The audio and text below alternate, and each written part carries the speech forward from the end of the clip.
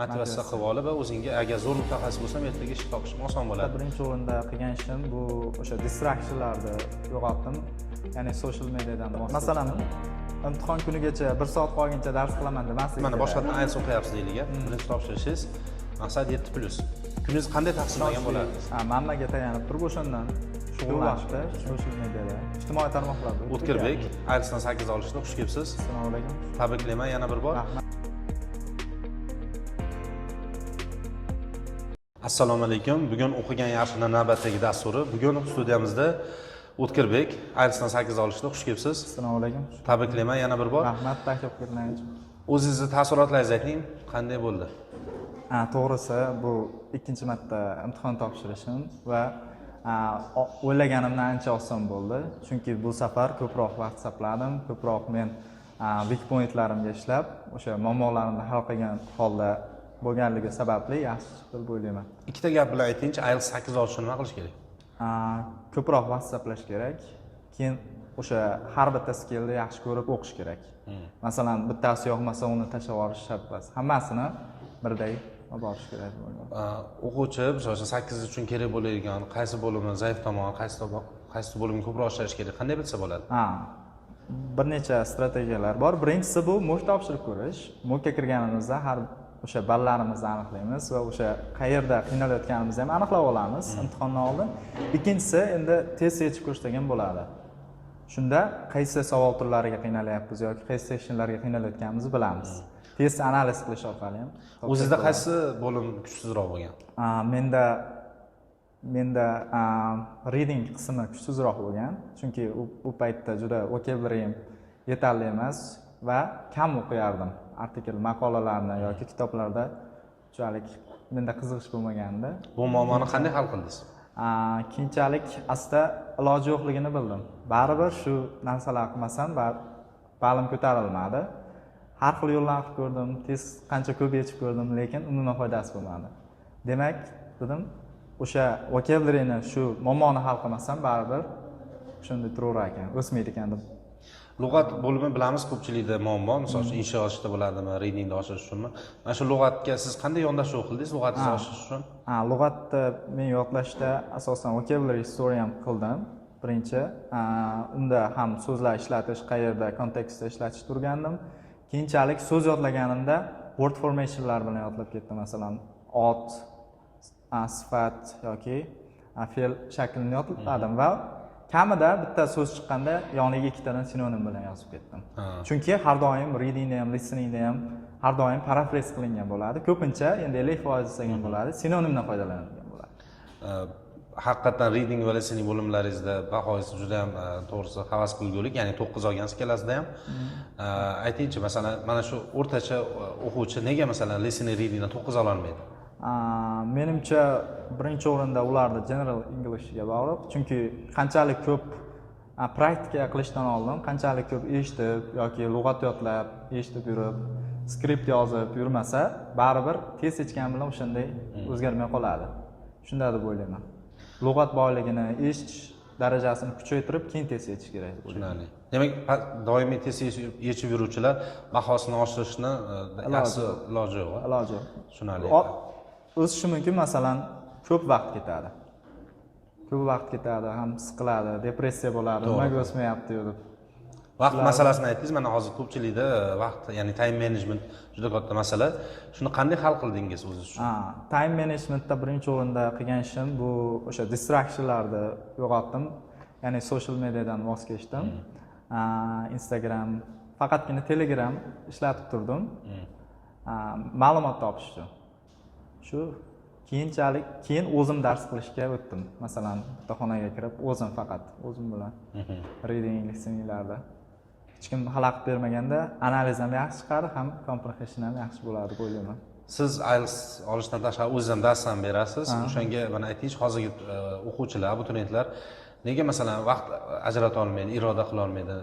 Shu sabab bor. Hozirgi kunda shu texnologiya davrida yashayapmiz. Shuning uchun ko'pincha bolalar shu o'quvchilarda ko'p vaqtni social mediada, ijtimoiy tarmoqlarda o'tib ketyapti va ular ijtimoiy tarmoqlarda masalan short videolar, qisqa videolarni ko'rgandan keyin ularda masalan kitob o'qishga bo'lgan qiyin narsalarga bo'lgan qiziqish yo'q bo'lib ketadi. Albatta.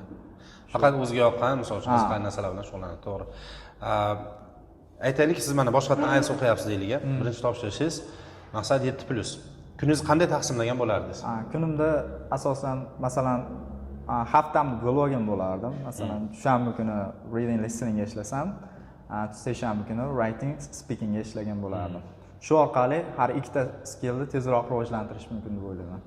Va ertalab so'zga ko'proq ishlagan bo'lardim, chunki miyamiz ertalab yaxshi bo'ladi, ham qabul qilish tez bo'ladi. To'g'ri. Sizga masalan qanaqangi kitoblar yoki qo'llanmalar yoki YouTube'da qanaqadir ma'lumotlar yordam bergan? Ko'pincha men TED Talk eshitganman. TED Talk eshitib, u har tomonlama idea generationga yordam beradi, listeningga ham, speakingga ham yordam beradi masalan. Qiyin mavzular chiqib qolsa partichda o'shanga ham yordam beradi. Keyin Simon'da essaylardan foydalanganman, ko'rib, videolardan. Hozirgi IELTS topshiruvchilarning eng katta xatosi nima deb o'ylaysiz? Eng katta xatosi hozir ma'lumot juda ham ko'p va qaysi bir materialdan foydalanishni bilmay qolyapti. Masalan, yangi kitoblar chiqyapti, yangi o'qituvchilar, har xil uslub, bitta metodika boshqasiga tushmay qolyapti. To'g'ri. Buni mashhur nom bor, paralysis by analysis deydi. Ya'ni ko'p analiz qilganda material ko'pligidan nima? Paralish, ya'ni hech narsa qilinmagan holatga kelib qolyapti. Shuning uchun albatta o'sha siz boshida aytganingizdek distractionlarni olib tashlab, diqqatni bitta narsaga qaratish kerak. Bitta ishonchli manbaga tayanib turib o'shandan shug'ullanish kerak. Chunki masalan bir oy boshqa materialdan foydalansa, u menimcha distraction bo'lar, ham tushunmay qolishi ham mumkin. General English bo'yicha maslahatlaringiz bormi? General Englishda har doim kerakli bo'ladigan narsa grammatika deb o'ylayman. Chunki grammatikani bilmas, hamma writingga ham, speakingga ham eng kerakli narsa va lug'atni kuchaytirish kerak deb o'ylayman. Keyin qolgani rivojlantirsa bo'ladi. Lekin ularsiz qiyin. Masalan, aytaylik, IELTS topshirmoqchi bo'lgan odam yoki sifir bo'ladimi, IELTS bo'ladimi? Hozir mana bir oyda 12 marta dars bor repetitorda. Nimalarni qo'shsa, har qanday o'quvchi necha ball olishdan qat'iy nazar foyda olgan bo'lardi?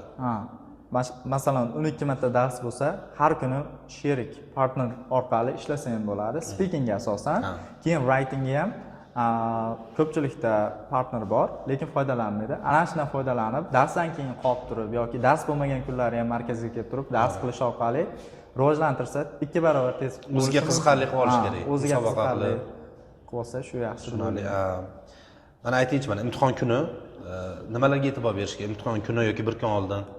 Imtihon kuni masalan imtihon kunigacha 1 soat qolguncha dars qilaman demaslik kerak. Chunki miya u robot emas, odam dam olish kerak. Birinchi o'sha bir kun qolganda yaxshilab dam olish kerak. Miya sveji bo'lish kerak imtihonga kirganda, chunki asta-sekin qiyinlashib ketadi. Tasklar beriladi ekan, masalan, birinchi listening, reading, keyin writing beriladi. Agar dam olmasdan kelsa, oxirigacha o'qiyman desa, baribir ishlata olmaydi uni. Bir kun hech narsani hal qilmaydi. Shuning uchun IELTSga bir kun qolganda yaxshilab dam olish kerak. O'ylamaslik kerak. Abituriyentlar motivatsiyani qayerdan olsa bo'ladi? Masalan, falsafaga kelmay qolish mumkin. Har xil holatlar bo'ladi-ku.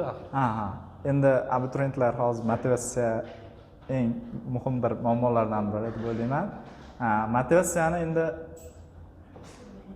o'qituvchi ustidan olish mumkin yoki boshqa bir o'quvchiga qarab turib ham harakat qilish mumkin. To'g'ri.